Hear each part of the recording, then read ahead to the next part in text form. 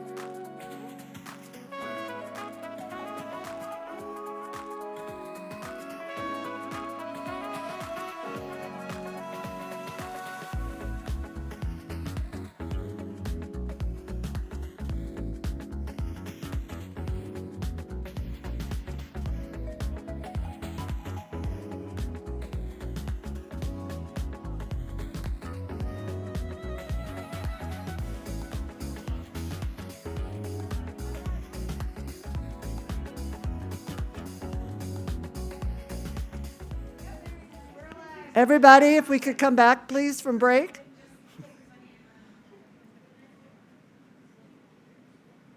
Here they come. You know, there's a whole group over there.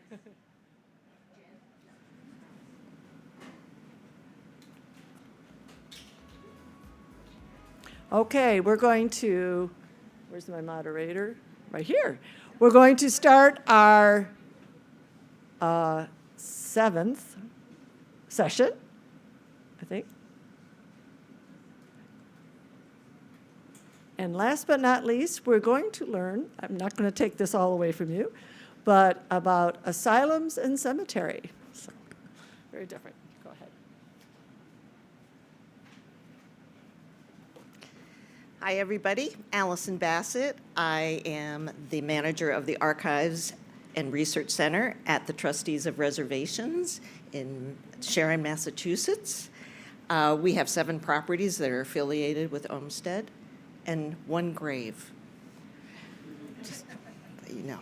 So, right now, as Debbie was saying, we're going to talk about the 2 presentations, the Insane Asylum Landscapes of Olmsted and Vaux with Jen Thomas, and the second is Cambridge American Cemeteries with Courtney Kane Jesfeld Field. Well, as we've been doing all along here, we'll hold questions until after the second presentation. And let me give you some background about the 2 speakers. Jen Thomas is visiting assistant professor of practice at Virginia Tech and teaches courses that focus on cultural landscapes, design history, and implementation, as well as social issues. She previously taught at the University of Illinois at Champaign-Urbana, where courses included landscape history and theory, cultural heritage, research methods and studio.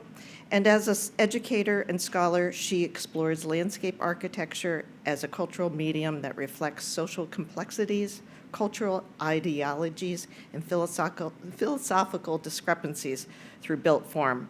Her research focuses on 19th-century insane asylum landscapes and other institutional histories, as well as the controversies surrounding historic statues and monuments. And now for our second presentation, the presenter is Courtney Kane Jesfeld. Courtney is a historical landscape architect with the National Park Service, working in the NPS National Capital Area Office in Washington, D.C. as the NCA Cultural Landscapes Inventory Coordinator. Prior to joining the National Capital Area Office in 2020, she worked as a historical landscape architect in the Pacific West Regional Office in Seattle and San Francisco for 11 years. During her tenure with this regional office, Courtney was involved in the completion of numerous cultural landscape inventories, as well as various treatment documents. In 2018, Courtney relocated to Cambridge, England, where she worked for English Heritage before returning to the National Park Service. Now, please let me welcome Jen to the podium and learning about things I know nothing about. Okay. Let's see.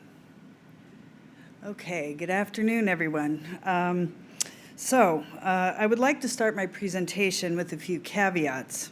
One, the topic presented today is part of an evolving narrative about American asylum landscape design first discussed in my 2019 dissertation, Landscape Madness and State, the Emerging Insane Asylum System of 19th century New York. Second caveat, New York State was not unique in building an extensive state asylum system. Other populous states like Massachusetts and Pennsylvania, as well as many others, also built such systems. 3, asylums highlighted in this paper do not constitute the complete list of asylums that Olmsted and/or Vaux worked on. Rather, this paper will give a broad overview of some key asylum landscapes they worked on during this latter half of the 19th century.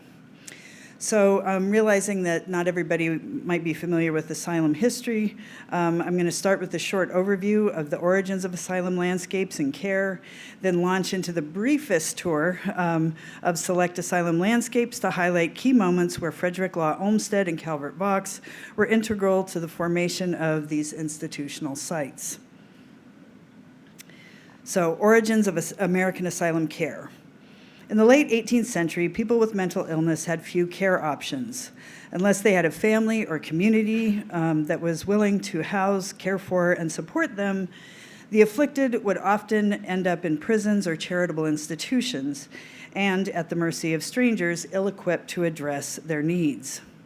Physical violence and restraints were primary means used to control what was perceived by many as unruly, dangerous, and quote-unquote animal-like people who struggled with mental illness. In 1790, a Quaker widow was admitted to the York Lunatic Asylum, a county facility in England. People from the Society of Friends, aka the Quakers, tried to visit the woman at the asylum but were denied entry. A few weeks later, she died, likely as a result of abuse and neglect from those overseeing the asylum. Outraged by this incident, an influential Quaker, William Tuke, pledged to create a benevolent institution for Quakers with mental illness, and the York Retreat was established. Tuke advocated for the humane treatment of residents by abolishing the physical restraints, serving nourishing food, encouraging outdoor pursuits that included labor and leisure activities on the retreat's manicured grounds. Word about this approach quickly spread, and it began to inspire others to adapt these novel techniques, including here in the US. There we go. For example, in New York City, New York Hospital, an institution chartered in the late colonial era, began treating mental health patients in separate buildings as early as 1808. Thomas Eddy, a prominent Quaker merchant penitentiary reformer and Erie Canal Commissioner, served on the New York Hospital Board of Governors and focused his attention on the asylum specifically. In his essay, Hints for Introducing an Improved Mode of Treating the Insane in the Asylum, published in 1815, Eddy implored fellow board members to embrace the ethical treatment methods practiced at the retreat. Eddy encouraged kindness towards patients and appeals to their inner rational being, as well as physical labor, outdoor recreation, and regular religious services. To implement this new regimen, Eddy proposed locating, the New York Hospital Asylum on a new site. The hospital eventually purchased land along Bloomingdale Road in a then rural part of northern Manhattan to establish the new Bloomingdale Asylum for the Insane, which opened to patients in 1821. And that's where Columbia University is now, just FYI. Asylum-based care continued to evolve as governments and private entities began to construct larger facilities for housing the ever-growing numbers of people designated mentally ill by court order, family committal, and/or medical decree. Because landscape was considered such an essential component to patient well-being, some American asylum superintendents began to consult with landscape designers in the early 1840s. Andrew Jackson Downing, the well-known landscape theorist, designer, and horticulturalist, had become a national figure by the 1840s. He was chosen to design the grounds of New York State's first insane asylum at Utica in 1843. For asylum managers, Downing produced two plans, both of which are presumed lost. One was curvilinear, the other one was a linear plan with an LA of grand elms, as he described them. The managers obviously chose the latter with the grand elm, although it's not shown in this image. And that LA and the entrance gate became the kind of signature view of the institution for years to come. 5 years later, Downing was also asked to design the grounds for the New Jersey State Lunatic Asylum in Trenton, which accompanied the buildings designed by Scottish-born architect John Notman, with whom Downing occasionally collaborated. By the summer of 1850, a select number of American designers were traveling abroad. For example, Olmsted and his brother John went to Liverpool in late April.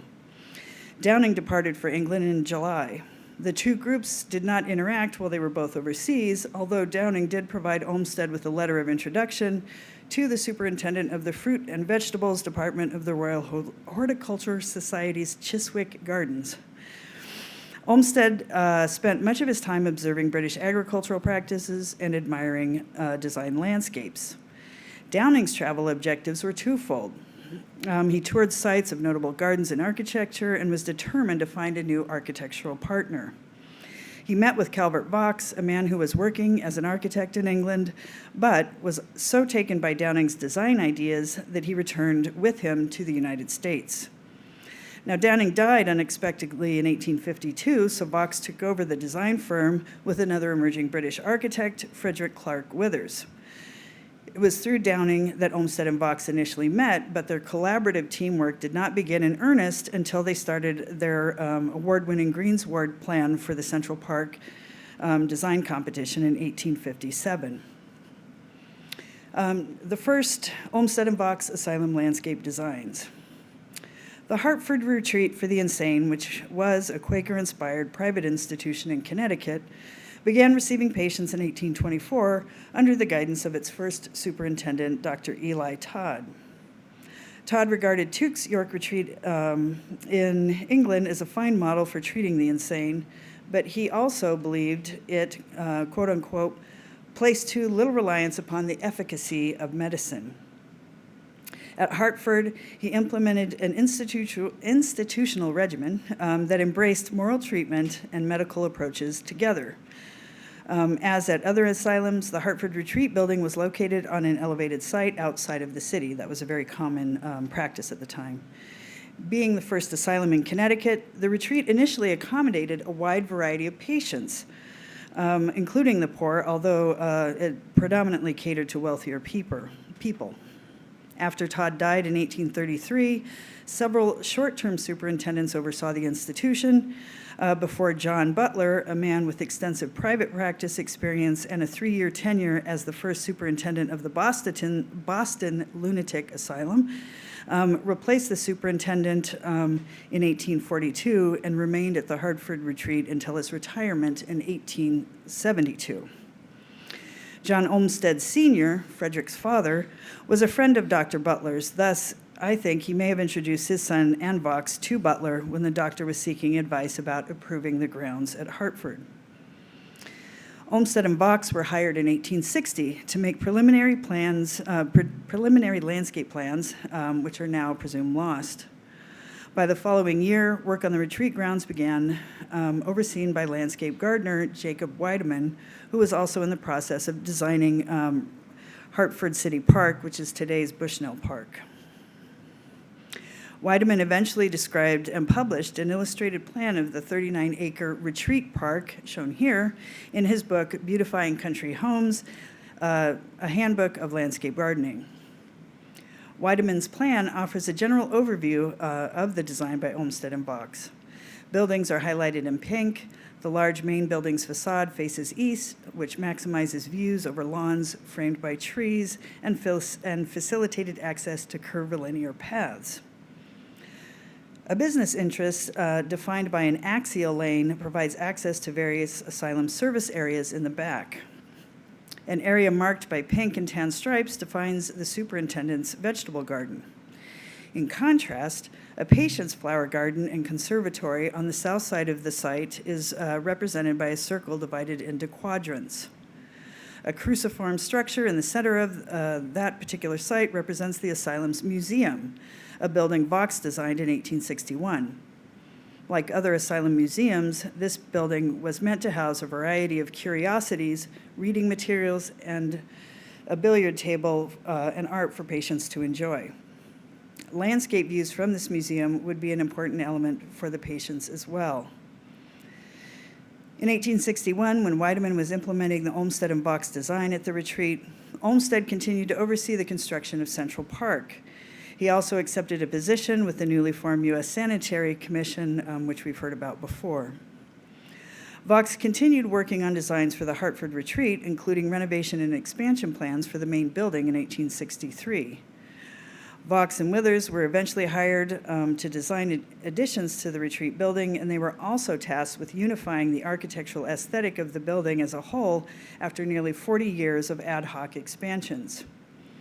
Butler was pleased with the final results of that work, comparing the consolidation done by Vaux and Withers to a country estate. Curiously, there were two main entrances on this plan, one along Retreat Avenue and another along Maple Avenue. A larger winding road called the Public Drive connected the two main entrances, while narrower paths called Patient Drives intersected the public drives. Superintendent Butler insisted that the public have some access to the newly designed grounds. Thus, the public drive was open to outside carriage and pedestrian traffic every summer afternoon. By 1878, the business entrance had become the principal approach to the retreat. Various new structures were also added, including a utilitarian greenhouse, all realized under the new asylum superintendent, Henry Stearns. The primary purpose of Stearns's greenhouse was to grow flowers for the halls during winter. This was not merely a decorative flourish. Stearns believed that flowers placed throughout the asylum in winter would be as therapeutic to patients as the grounds are during the warmer months. It was common for both private and state asylums to have greenhouses on site to supply the institution with flowers and greenery during the winter months. Olmsted and Vaux designed and consulted on at least two other asylums concurrently during the 1860s, including the Moses Shepherd Asylum in Towson, Maryland, and the Bloomingdale Asylum, again, in Upper Manhattan. Several years before his death, Moses Shepherd, a Quaker and successful Baltimore merchant, arranged an endowment for creating an asylum or hospital for the insane posthumously within the greater Baltimore area. Asylum trustees held an architectural design competition in 1859 for a large building of 200 patients on a 375-acre site. Landscape gardener Howard Daniels was initially hired to design the asylum site. The trustees were still unsure about what they wanted for the building, so they asked the medical superintendent of the Bloomingdale Asylum, Dr. Tilden Brown, for advice. As Brown prepared his recommendations for the Shepherd Asylum trustees, he and Olmsted discussed new potential designs for Bloomingdale Asylum. Olmsted provided Brown with some valuable counsel and a diagram of a proposed enclosure, and that's like an 8 to 10 foot wall that completely encloses the institution. But financing and board approval impeded any further development. Brown eventually wrote a report for the Shepherd Asylum trustees, and Vaux prepared some of the preliminary drawings after Olmsted recommended him for the task. Interestingly, in the fall of 1862, the three men communicated with one another for a very different reason. Vaux was seriously ill for several weeks, and Dr. Brown treated him. Brown updated Olmsted regularly on Vaux's condition during this time, which Olmsted wrote about in letters to his family. The illness made Vaux delusional and paranoid, so much so that Brown admitted him to the Bloomingdale Asylum for medical treatment and convalescence. Vaux recovered by the end of the year and began working on projects again, including the Shepherd Asylum. Let's see. The Shepherd Asylum building began to be constructed in 1862, and Vaux continued to work on the project throughout the Civil War period. Let's see if I got, yes, okay. Although Vaux was expected to make the exterior resemble domestic architecture, Superintendent Brown insisted that the interior reflect some of the asylum design ideals espoused by Thomas Story Kirkbride, the prominent doctor and superintendent at the Pennsylvania Hospital for the Insane outside of Philadelphia. The resulting building did not strictly conform to the staggered, shallow V-shaped building plan Kirkbride promoted in his treatise on the construction, organization, and general arrangements of hospitals for the insane, published in 1854. Rather, the Shepherd Asylum was comprised of two L-shaped buildings, one for each gender, with double-loaded corridors. Nonetheless, abundant windows in every room provided significant landscape views. Construction progress at Shepherd was very incremental, and the building was ultimately not completed until 1891. The Hudson River State Hospital for the Insane. As Olmsted and Vaux threw themselves into fresh projects after the Civil War, New York State resumed focus on building additional state asylums. This was not, however, a response to an increase in mental illness from war trauma. Links between combat experiences and post-war psychiatric symptoms were not yet clearly understood, but statistically, there was an inferred need to house more of the mentally ill throughout the state. In 1867, an act to establish the Hudson River State Hospital passed the state legislature. A donated 206 site just outside of Poughkeepsie was selected for the new hospital because it was geographically central, easily accessible by river and rail, and was distinguished for its salubrity and commanding beauty. Plus, it was in close proximity to a large community. The board bought an additional 84 acres adjacent to that land in order to secure the privacy of the exercise grounds for the patients, have access to abundant water supply, as well as a stone quarry for construction. Let's see. The board selected the firm of Vaux, Withers and Company to design the building. However, Vaux was also part of two different firms at the time, an architectural firm with Withers and the landscape architectural firm with Olmsted.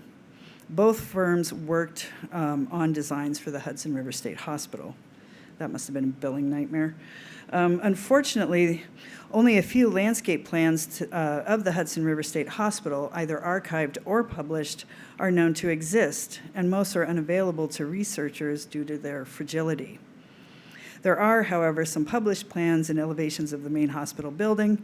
Similar to previous asylums, the Hudson River State Hospital was Kirkbridean, organized with a center main or entrance building flanked by staggered ward wings divided by gender, which enabled preferred patient distribution dictated by severity of illness, in which the best behaved, quietest patients were near the center main, and the most refractory and noisy patients were at the very edges of the sizable wings.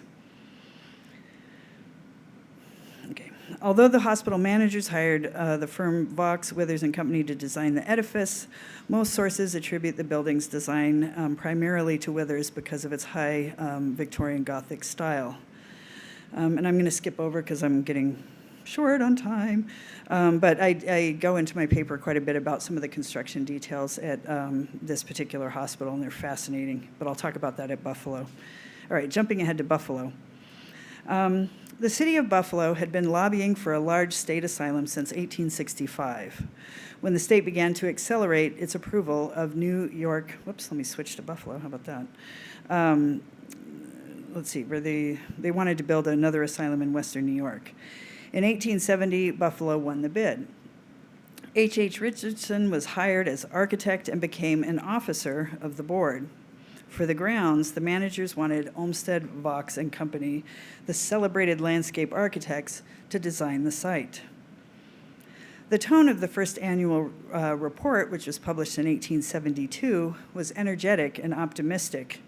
It described the construction progress of the first building season after many, quote, vexatious delays in the legal proceedings necessary to acquire possession of the land, unquote. The city of Buffalo bought 203 acres adjacent to the park and forest lawn cemetery area, which created a verdant cluster of landscape types on the northern edge of town. The city donated the land to the state for the asylum and secured free, unlimited water from the city waterworks in perpetuity, which I think is incredible. Construction began during the spring of 1871, and it focused on erecting the Center Main Administrative Building and 2 wards on the east side. Okay. Can I go back? Yes. No, I want to go there. Sorry. A general plan of the Richardson Building accompanied the first annual report, which illustrated a large V-shaped Kirkbridean behemoth, as well as a larger Olmsted and Vaux landscape plan that divided the site into various zones. Pleasure grounds with pastures graced the front of the building, separate gardens for men and women behind it, and beyond those were the farmlands. Having a facade face south was fundamental to the interior and exterior function of the building.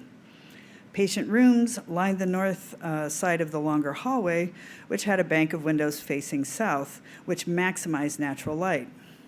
Quote from the annual report, "This hall served as a promenade, recreation room, and general public room for all the patients," unquote, a practical architectural design feature given Buffalo's notoriously harsh winters.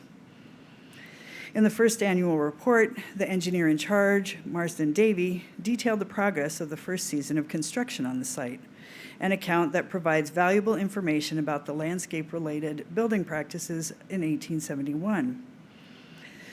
Davy noted that the asylum grounds were located in the former village of Black Rock, now known as Buffalo North, or North Buffalo, a small port village on Lake Erie that was within the former Seneca Nation territory at the headwaters of the Niagara River.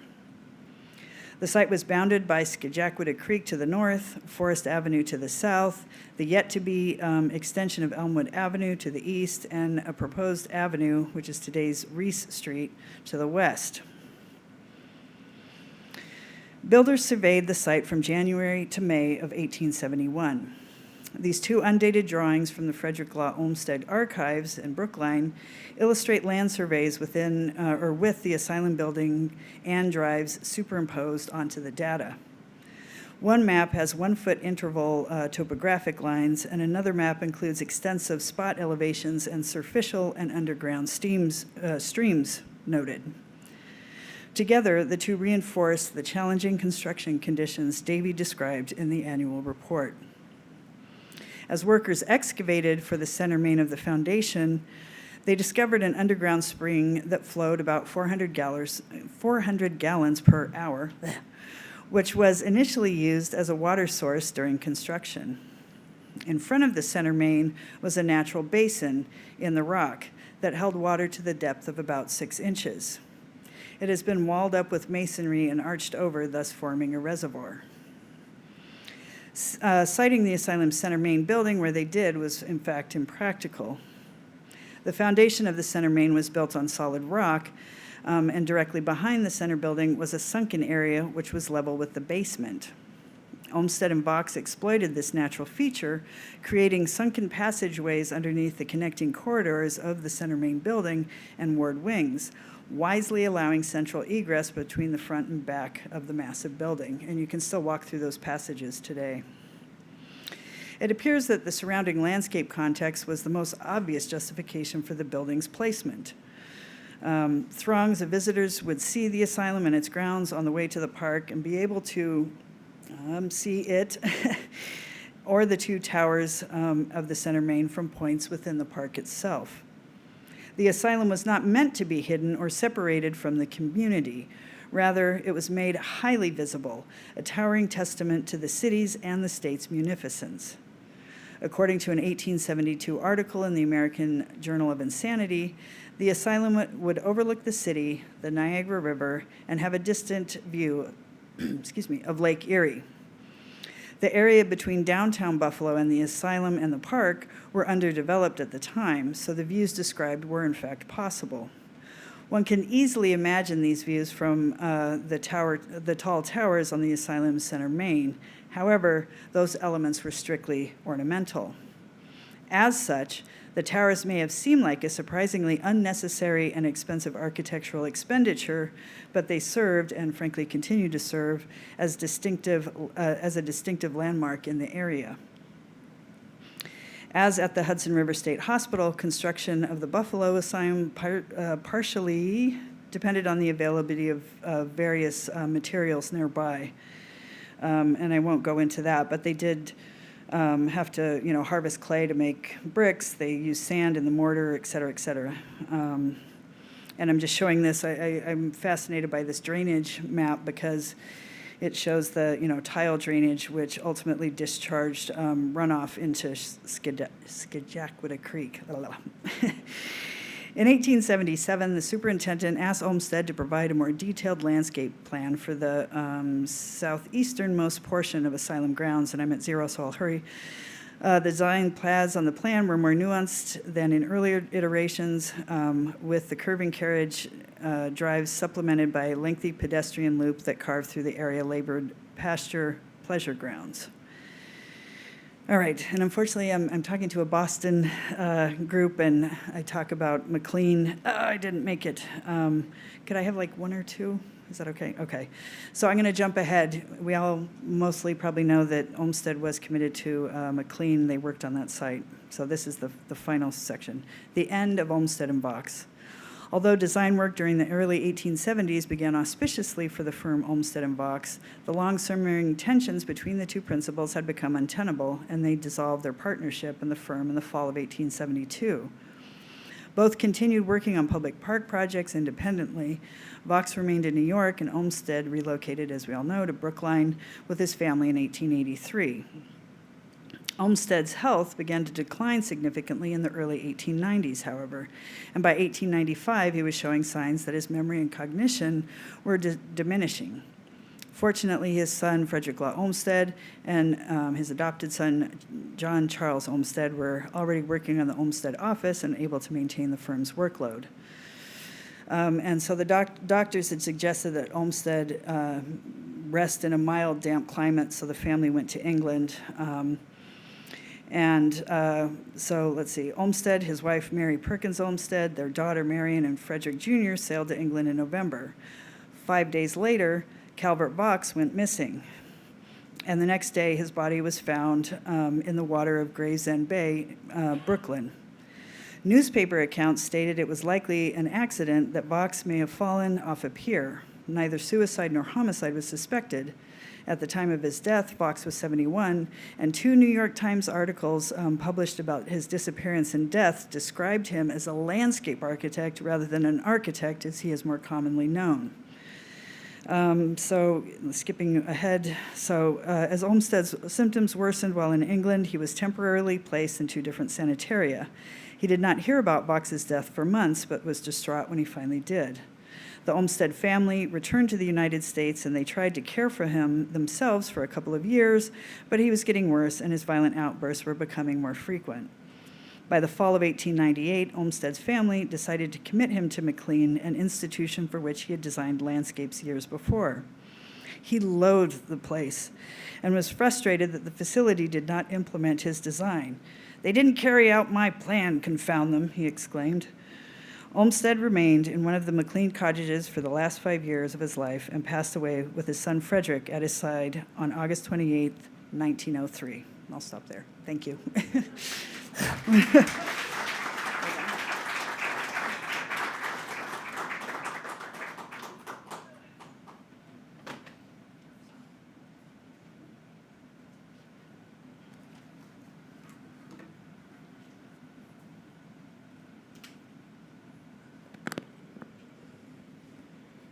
Well, good afternoon. It's a privilege to be here.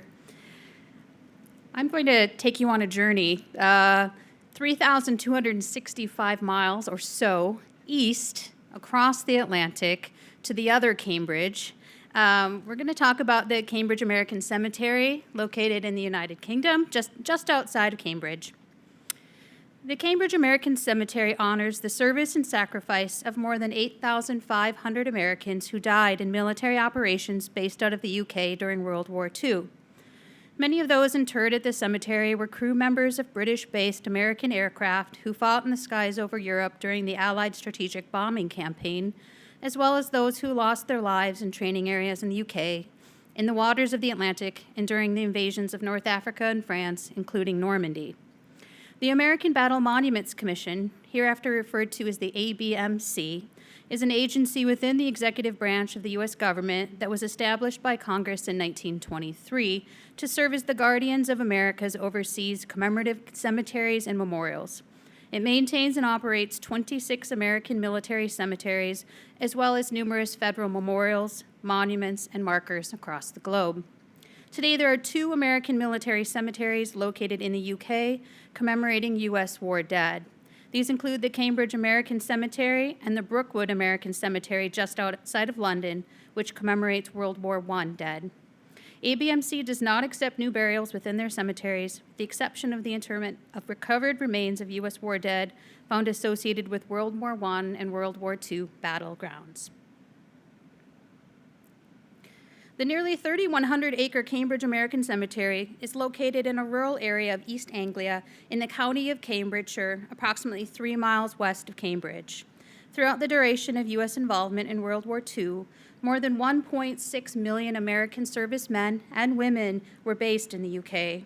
The flat topography characteristic of East Anglia facilitated construction of nearly 200 airfields and associated air stations in the region during the war. These facilities played an important role in the strategic bombing campaign against Germany, which contributed to victory of the war in 1945. The yellow dots, so the node of projecting from the eastern extent of the UK is East Anglia. The Cambridge American Cemetery is denoted by the red star.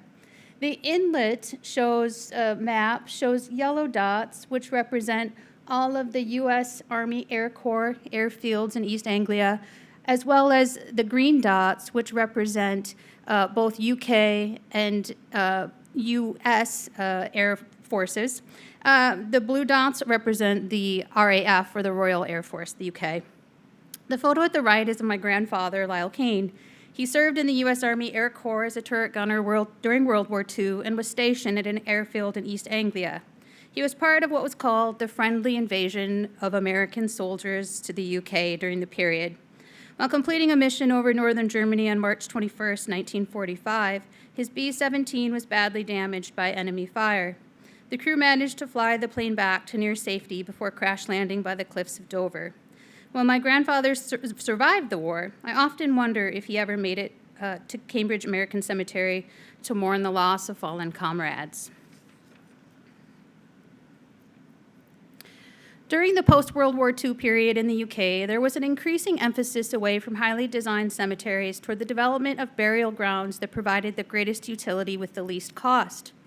Today, the Cambridge American Cemetery serves as an outstanding exception to this trend, as a unique example of a post-war military cemetery with very high evidential, historic, aesthetic, and communal value. The Cambridge American Cemetery is a Grade 1 property and listed in the Register of Historic Parks and Gardens maintained by Historic England for its special historic interest. Grade 1 buildings are of exceptional interest, with just over 2.5% of listed buildings in the UK falling within this category.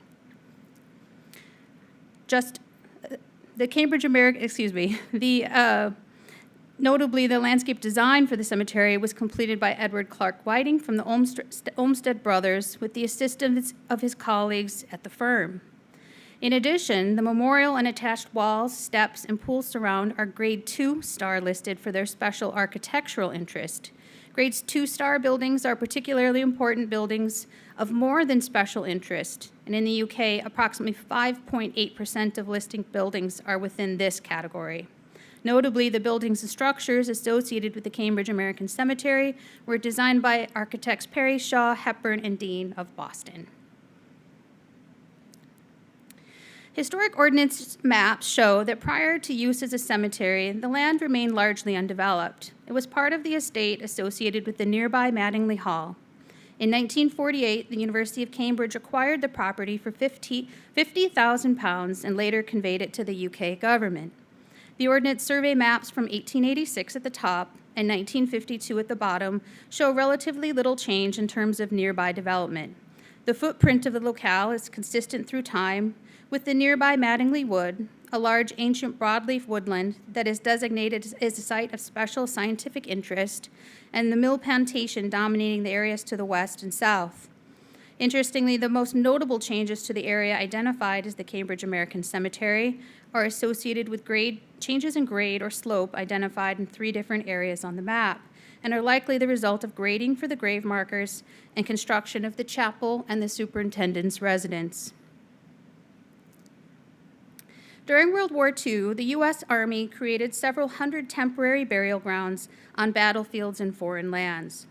A temporary cemetery was established on December 7, 1943, near Cambridge, to house the remains of American casualties.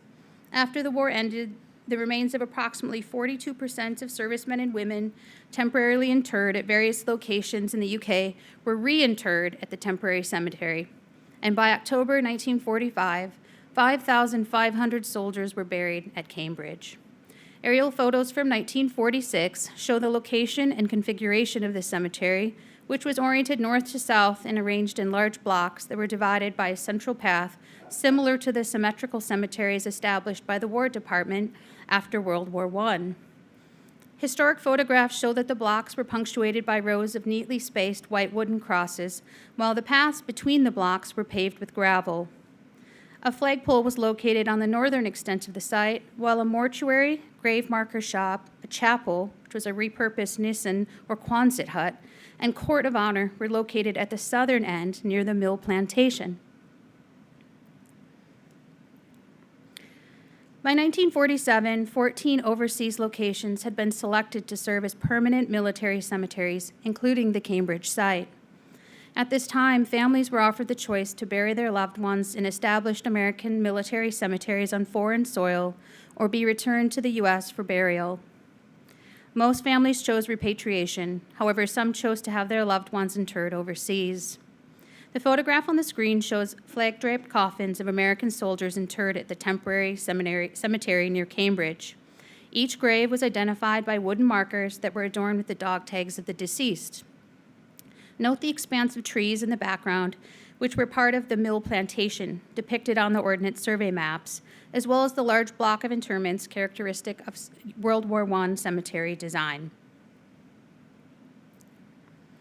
The ABMC adopted a design policy for all of the World War II cemeteries, which included recruiting an American team of professionals, such as an architect, landscape architect, sculptor, and mural painter for each cemetery.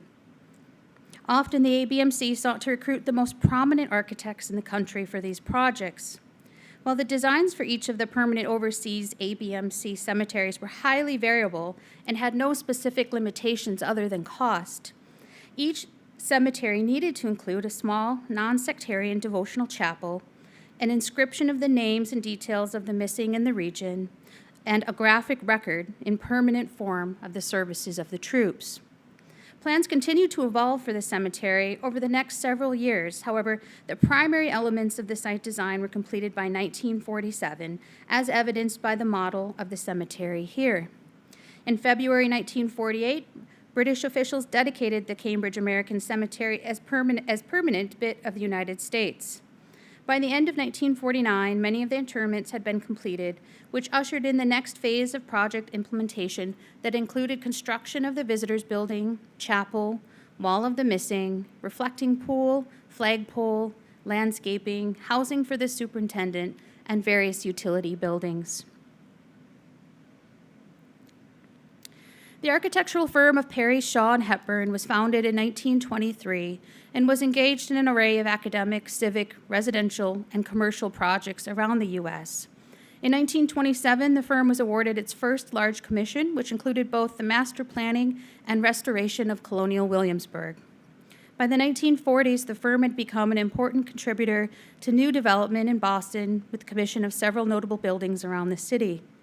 In the 1950s, the renamed firm of Perry, Shaw, Hepburn, and Dean began to focus on projects associated with colleges and universities. During this period, the firm's designs explored vernacular influences, international style simplicity, and brutalist monumentality, reflecting the influences of their specific geographic and historical contexts. Today, the Cambridge American Cemetery remains as the only known work of Parry, Shaw, Hepburn, and Dean in the UK. Here you can see a beautiful drawing showing a bird's eye view from the northwest of the Great Mall of the Cambridge American Cemetery that was completed in 1948. Between 1857 and 1979, the Olmsted firm was involved in more than 6,000 projects and locations across the globe. In 1898, John Charles Olmsted and Frederick Law Olmsted Jr. created the partnership of Olmsted Brothers. Though John Charles died in 1920 and Frederick Law Olmsted Jr. died in 1957, the firm would retain its name until 1961. The most active years for the Olmsted Brothers occurred prior to World War I, while the firm received few commissions in the years following World War II. Edward Clark Whiting joined the Olmsted Brothers in 1905. He became a partner in 1920 and dedicated his entire professional career to the firm. In the late 1940s and early 1950s, he prepared the landscape designs for the Cambridge American Cemetery. The master list of design projects identified that the Olmsted firm was involved with the landscape design of 275 cemeteries, rural plots, memorials, and monuments. Many of these projects were completed in the 1920s and were associated with cemeteries, and more specifically, individual grave plots.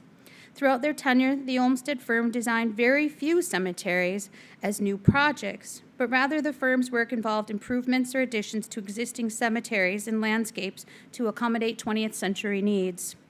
The Cambridge American Cemetery is the only international cemetery project that the firm undertook.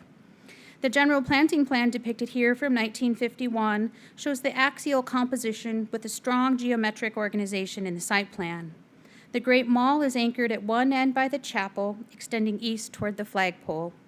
The flagpole is oriented at the terminus of the Great Mall to the east and the West Mall to the north. The flagpole serves as the focal point of the site and sits on a raised platform surrounded by low steps. A secondary mall extends along the western extent of the site to provide access to the northwest corner of the cemetery. Despite having utilized the site as an American military cemetery since 1943, the U.S. did not receive formal authorization from the British government for use of its land in perpetuity as a burial ground without charge or taxation until June of 1954. At that time, the conditions of use for the property were identified, which noted that, quote, as a contribution towards the happy relationship between this country and the United States of America, end quote, the University of Cambridge arranged for the land in question to be conveyed in the form of a gift to Her Majesty's government. The note identified 6 conditions as part of the agreement, which included the ABMC's responsibility for all expenses concerning the permanent layout and subsequent upkeep of the cemetery. Also, Her Majesty's government would restrict use of the fields within the viewshed north of the cemetery for agricultural use only. The Cambridge American Cemetery was formally dedicated on July 16, 1956. It was the first of 6 dedication ceremonies for ABMC World War II cemeteries in Europe. At the time, several dignitaries prepared speeches, including Queen Elizabeth II, who noted in a message that was read for her, quote, from air bases in the neighborhood of Cambridge, many Americans left never to return. She also conveyed, quote, we are proud that there should be in our land this memorial to them, end quote. And here you can see a stunning aerial photograph of the completed cemetery from circa 1956. Through this 2020 aerial photograph, you can see that the Cambridge American Cemetery highlights a layout that incorporates elements of topography and sensitive site design with the creation of 2 primary axes, monumental architecture, and an expanse of orderly graves. The detailed and intricate design of the cemetery varies from military cemeteries constructed after World War I, which were characterized by square or rectangular shapes. Some scholars believe that the intricate designs used in World War II military cemeteries were a deliberate attempt to draw attention away from thoughts of death and sacrifice and evoke instead admiration for the great collaborative design that had produced these complex artifacts. Today, the nearly 31-acre cemetery encompasses 8 primary nodes of development, which includes the site entrance off of Mattingly Road that also has this visitors building, facilities building, and visitor center in the southwest corner. A linear car park located along the southern edge of the site and staff housing, which is masked by the mill plantation, a chapel, the Great Mall with 3 rectangular reflecting pools and the Wall of the Missing, a 72-foot tall flagpole, the West Mall, which provides access to the entrance in the northwest corner of the site, a maintenance and utility areas and staff housing located along the western edge of the property, and finally, turf lawn composed of 7 curved grave plots lettered A through G with graves aligned theater style in concentric arcs. In the following slides, we're going to provide greater detail on some of these character-defining features. The reflecting pool is composed of 3 rectangular pools that extend east to west. A series of narrow sandstone ledges line the edges of the pools, followed by rectangular planting beds composed of low-clipped boxwood hedges infilled with roses. Gravel paths run parallel to the hedges. The paths extend to the west end of the Great Mall, where they meet 2 sets of stairs leading to the flagpole. In these 2 images, you can see the connection between the flagpole and the chapel along the Great Mall. The reflecting pool strengthens the axis, while the Mall of Missing is on the right-hand side of the image. Views from the cemetery played an important role in the selection of the location. Sited on the north slope of a hill, views out toward the surrounding English landscape, including Ely Cathedral, some 14 miles distant, can be afforded from the cemetery. Lands on the northern and eastern boundaries were historically and continue to be maintained as agricultural lands per an agreement made between the UK and US governments in 1954. The site is framed on the west by Mattingly Wood and the south by woodland associated with the former mill plantation. Notable internal views within the confines of the cemetery include those from the chapel, down the Wall of the Missing toward the flagpole, as well as views down the West Mall toward the entrance along Cambridge Road. The 472-foot-long Wall of Missing is situated on the south side of the Great Mall. Composed of tablets of Portland stone, the wall is engraved with the names of 5,127 servicemen who were missing in action, lost, or buried at sea. The majority of the names, 3,524 of them, are those of airmen who were part of the U.S. Army Air Forces. The tablets include the name of several notable individuals, including Joseph P. Kennedy, brother of late President John F. Kennedy, and Glenn Miller, listed as Alton G., a well-known musician and composer. American sculptor Wheeler Williams designed the 4 figurative sculptures of servicemen that stand sentinel adjacent to the Wall of the Missing. The sculptures include an airman, soldier, sailor, and Coast Guardsman at equal intervals along the wall. Constructed of Portland stone, each statue measures approximately 8 feet tall and weighs around 8 tons. The paving surface of the walkway is composed of York sandstone. The design of World War II cemeteries that were completed around 1956 were heavily influenced by an overtly neoclassical stylistic approach that tended to use ornamentally stripped classicism of neo-rationalist architecture. The chapel was Grade 2 star listed, as I mentioned before, and constructed of Portland stone. The rectangular gabled building measures 85 feet long, 30 feet wide, and 28 feet high, and is characterized by simple lines with relatively little exterior ornamentation. 5 projecting stone piers, each inscribed with the year between 1941 and 1945, extend the full height of the north elevation. In between each column, there are tall windows adorned with seals from every state of the Union. Access to the building is offered via a set of steps made of York sandstone. A commemorative inscription is situated above the door, which reads, quote, "To the glory of God and in memory of those who died for their country, 1941 to 1945, end quote. The interior of the building is composed of 2 spaces. A small devotional chapel is located at the eastern end of the building, while the bulk of the chapel is devoted to a large map entitled The Mastery of the Atlantic, the Great Air Assault. A striking mosaic was designed and installed on the ceiling of the chapel by Francis Scott Bradford, an American muralist. The glass mosaic depicts themes associated with resurrection and the Last Judgment, as well as scenes of aircraft accompanied by angels representing the lost souls of the airmen. A photo of the ceiling mosaic was also served as the title slide to this presentation. The visitors building is located in the southwest corner of the site near the main entrance. Located on the left side of the photo, it originally served as the superintendent's office where visitors could access restroom facilities as well as cemetery information. The building possesses stone piers on its eastern facade and is compatible with the clean lines associated with the design of the chapel. After decades of relatively little change to the site, a construction and improvement project was initiated in 2012. The project included construction of new facilities building with toilets and storage and is depicted on the right side of the photo. The flagpole is visible in the background. While the buildings appear very similar, the original structure features additional windows and a chimney that supported a fireplace.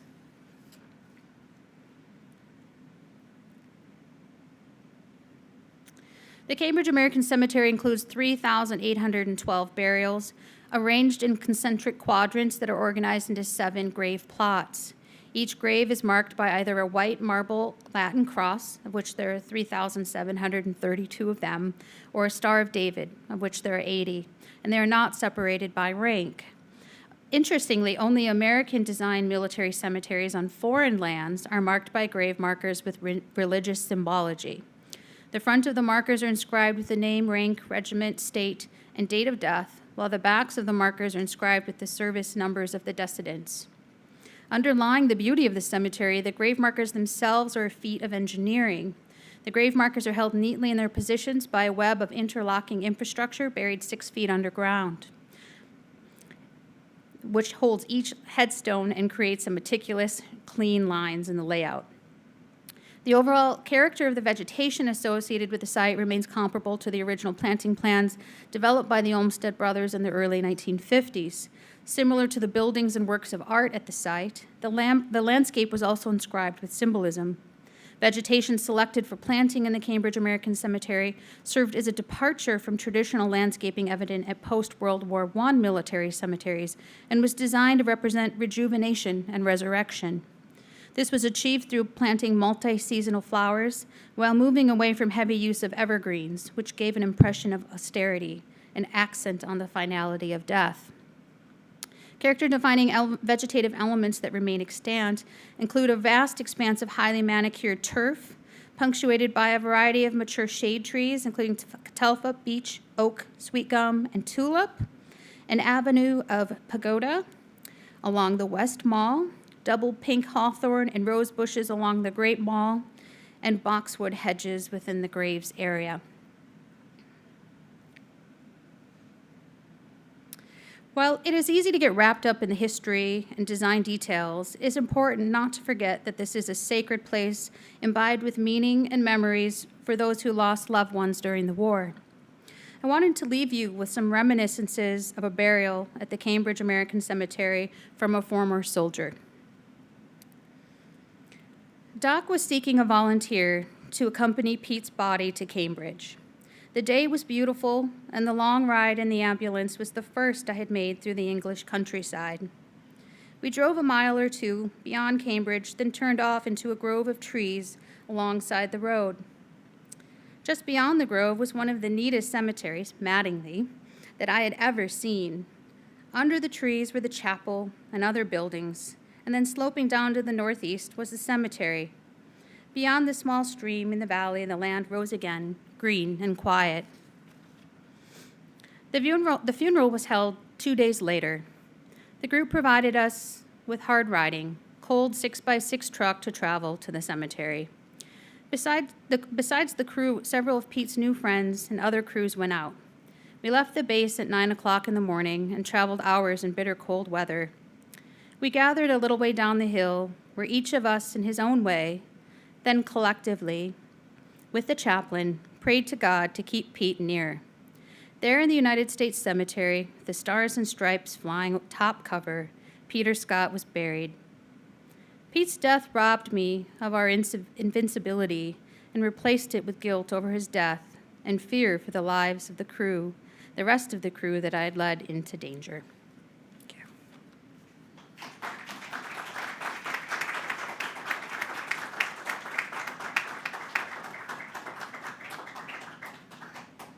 Thank you. Thank you. And thank you. Some really interesting topics that aren't normally talked about. Does anyone have any questions? We need a mic up here. Yes, Courtney, great presentation. Thank you. Yeah, I have a couple, but I'll just, what was the relationship between American Battle Monuments Commission and the designers? Was there a sort of a specific program? Did they work within certain parameters? How much leeway did they have in terms of design?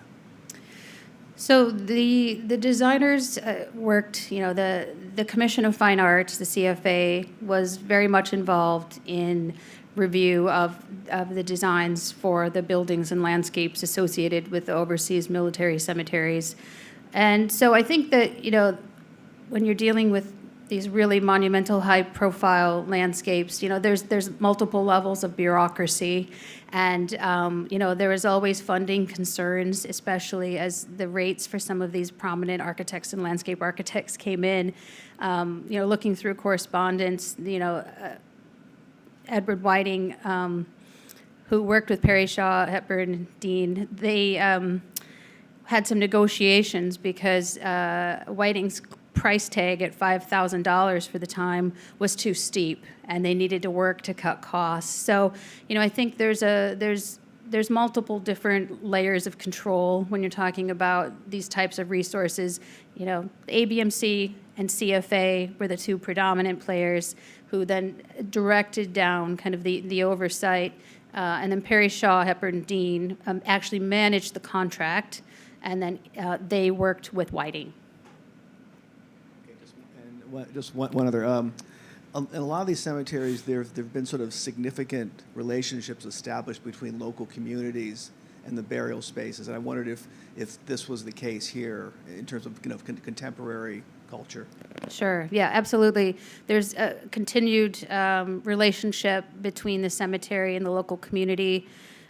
In fact, even during construction, obviously, Perry Shaw, Hepburn, Dean, based in Boston, were not able to keep boots on the ground throughout the whole construction process. So they actually had, and this was the case for many of the overseas cemeteries, is that they actually had local representatives, architects based in Cambridge, who were involved with the day-to-day operations during construction. And in fact, even during the period, some of the art, and on the chapel doors, there's some beautiful work that was done by local artists. And while I was doing my research in Cambridge, I actually was at the local public library, and a woman said, with a lot of love, that her grandfather had been the one who constructed those doors. So there's a lot of interaction between the local community and the construction, and then continued to present. Every Memorial Day, there is a large service that happens, inviting the local community to participate in recognizing America's war dead. So a strong connection continues today.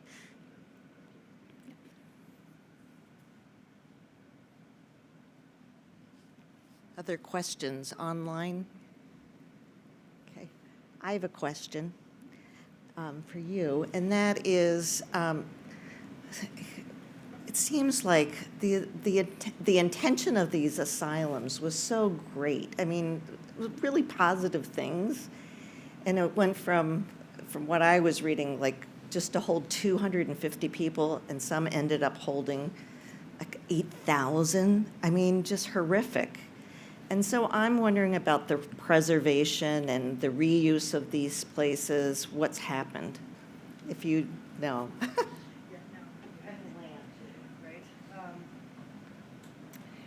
Yeah, that's a complicated question for sure. It varies from institution to institution. Probably the best known and preserved asylum building and landscape, with alterations by Andrew Pogon Associates, by the way, is the Buffalo Asylum, right?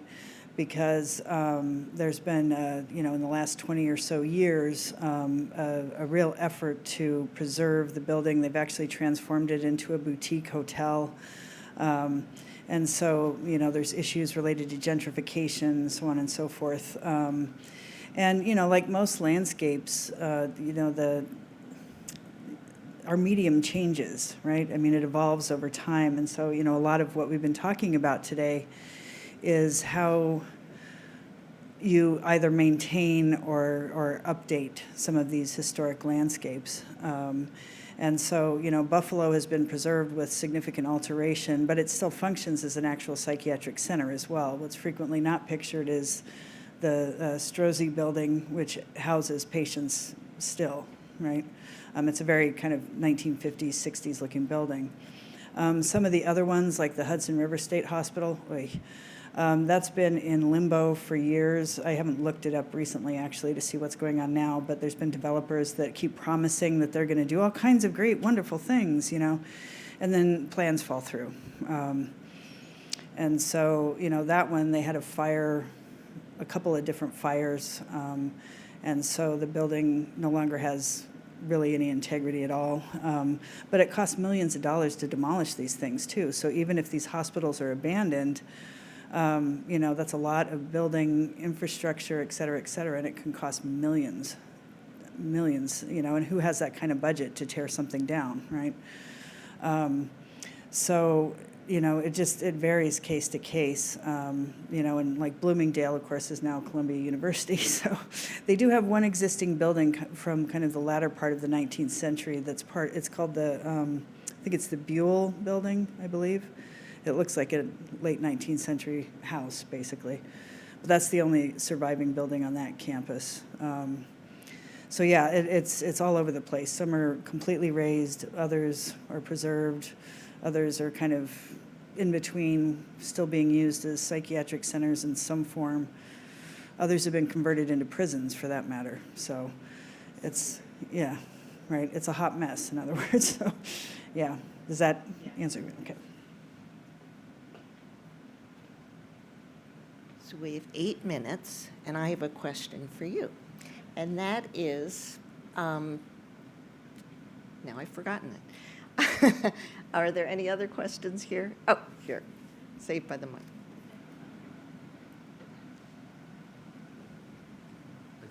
I think I remember this correctly, but didn't Flo Sr. advocate for a cottage system in the asylum for mental health, and he saw that the segregation was a positive thing versus the big buildings that we saw? Yeah, thank you for asking that question, because it is, you know, I only mentioned briefly the kind of these monster buildings, right?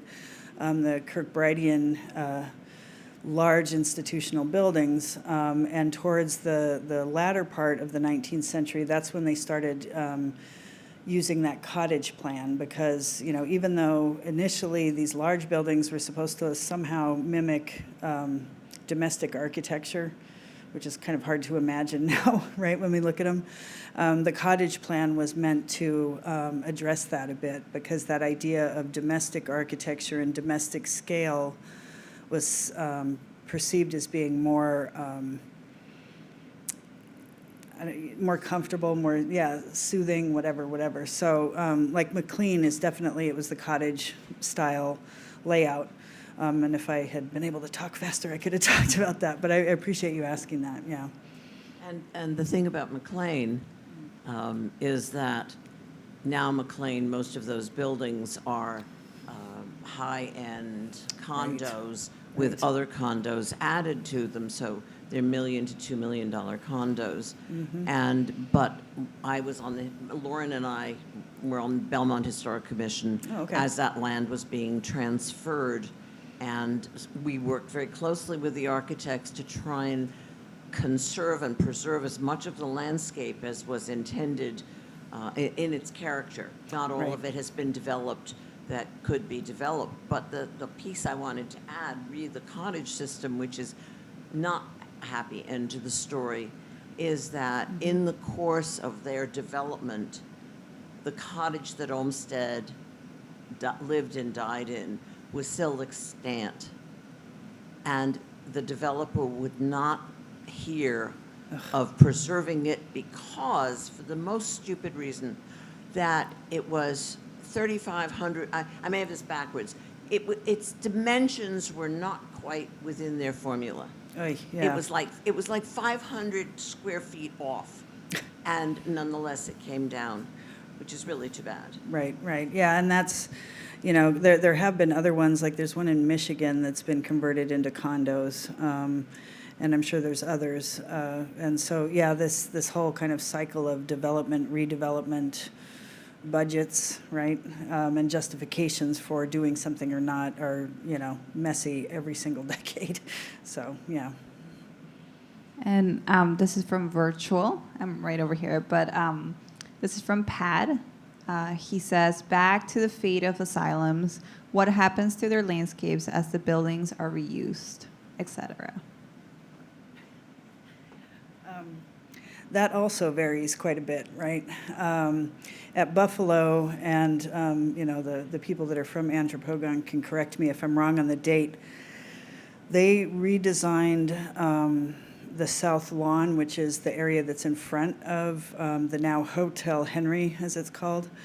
And that has rain gardens, and they actually took advantage of that basin that I kind of briefly mentioned. The water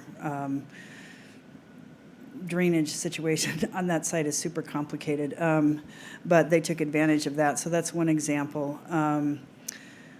With others, sometimes they're just so degraded that there's nothing really left of much of the original design.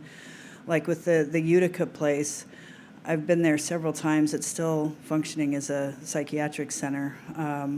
But I think there might be some trees that are historic, but there's never been a survey done of that landscape, at least last I checked. So it really varies. And, you know, like Hudson River has just been in limbo forever. I mean, it's just sitting there, you know, growing up, you know, in certain ways and crumbling at the same time. You know, it's an amazing site, but it's just fenced off with security guards and has been for years. So it just, again, varies. It all comes down to finances and political will and everything else. So, yeah.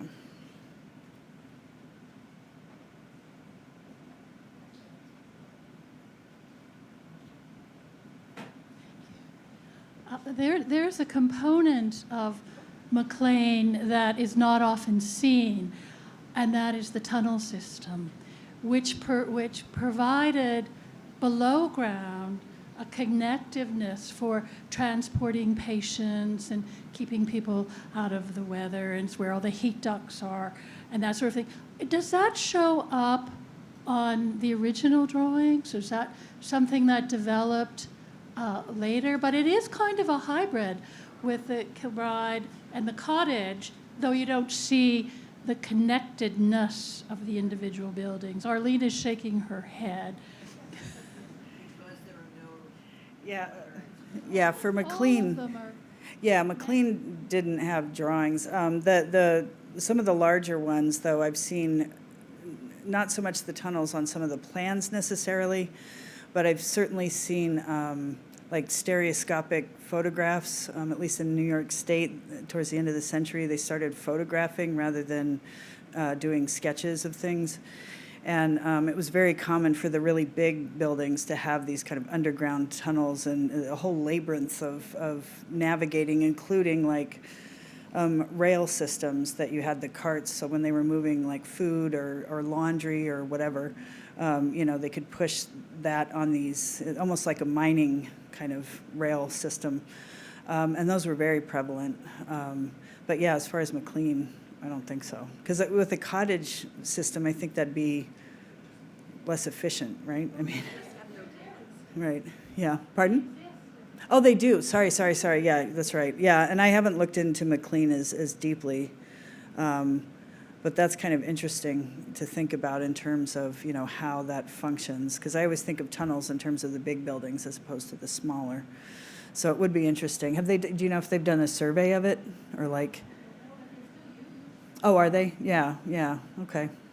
Interesting. But yeah, that was common.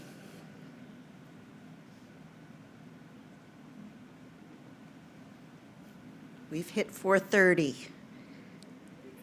Debbie, what's next? Thank you guys for helping and providing us. Thank you.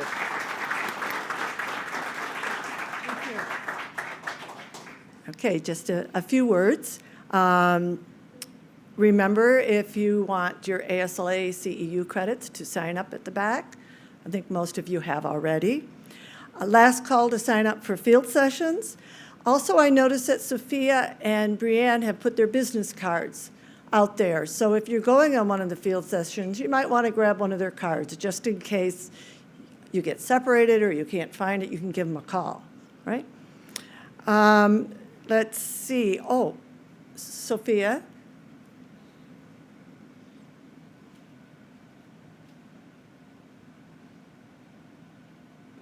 It's so quiet. I feel like I'm in trouble.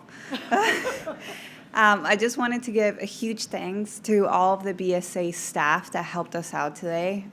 This is an incredible building, and we got to use it for the last 2 days, so thank you so much. Also for catering. You know, the food has been incredible, so I want to extend a thanks to them. And to our amazing AV team.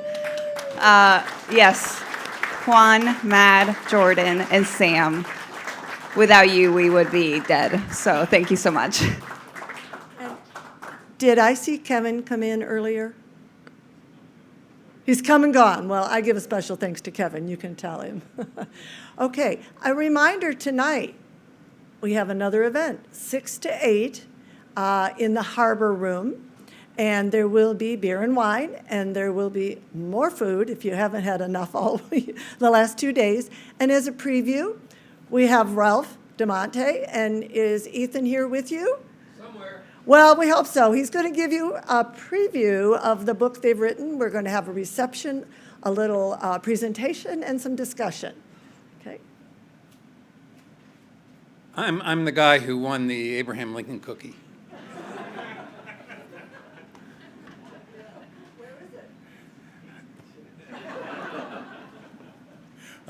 We're going to keep this Ethan's not here, but I'll just say just a word or two. We're going to keep this very informal.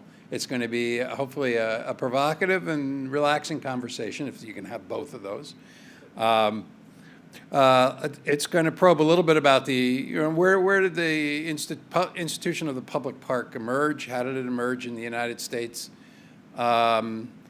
And our thesis, of course, is that it had everything to do with the Civil War, with the social and political revolution of the Civil War, and the emergence eventually of one kind of public park, national parks. So if you're interested, or even if you're not interested and want to get some refreshments and a drink, come on by.